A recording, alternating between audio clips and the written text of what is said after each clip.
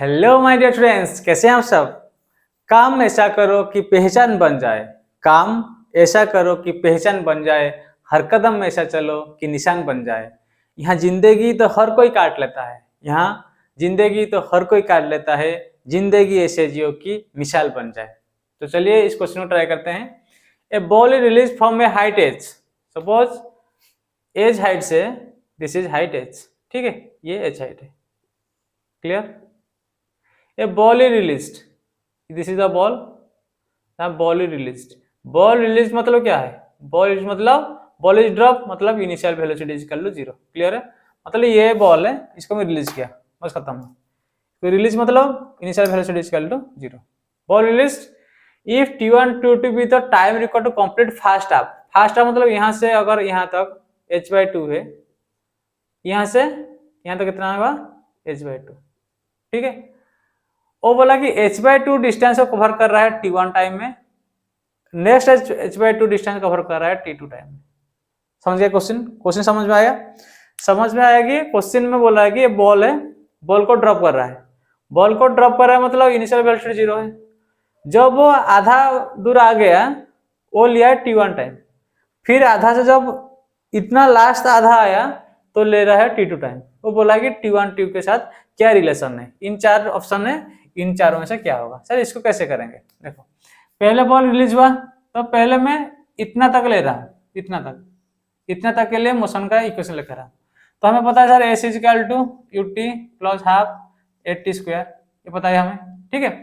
यहाँ पे u is equal to 0, a is equal कितना होगा g, डिस्प्लेसमेंट भी इधर, ठीक है, डिस्प्लेसमेंट इधर है, g भी इधर है, u इज इक्वल टू 0। तो हम क्या लिखेंगे सर h/2 इजकल टू, ये तो यहाँ पे 0 है, is equal to half g t square. Clear है यहाँ तक, यहाँ से यहाँ तक, ठीक है।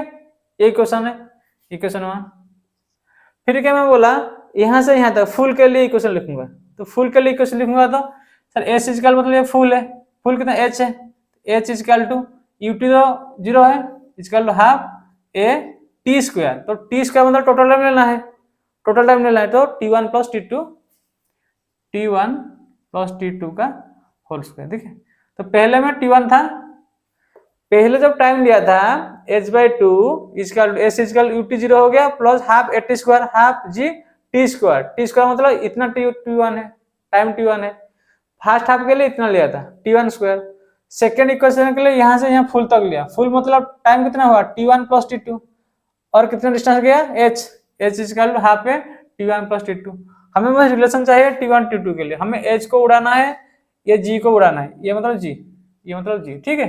तो क्या करेंगे, इसको डिवाइड कर दो, डिवाइड करने से h कट गया, ये कट गया, ये कट गया, तो यहाँ पे कितना होगा सर हाफ होगा, हाफ रहेगा, half is equal to t1 square by t1 plus t2 का होल स्क्वायर। क्लियर है, क्लियर है।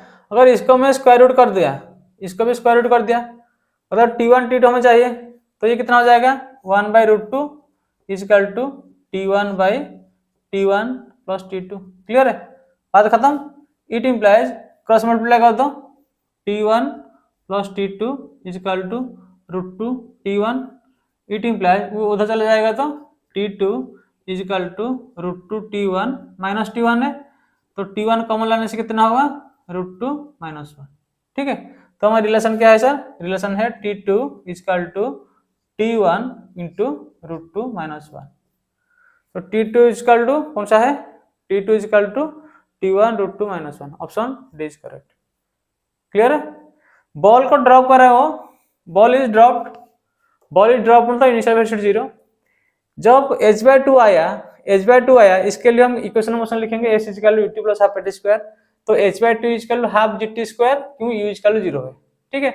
जब बॉल यहाँ से इधर आया तो ये यहाँ पे तो ड्रॉप है ना, तो h is equal to total height h है, h is equal to ut plus half gt square. यहाँ पे t क्या है सर t1 प्लस t2, उसका रेशियो ले लो, बात खत्म है। Okay, thank you, love you, bye.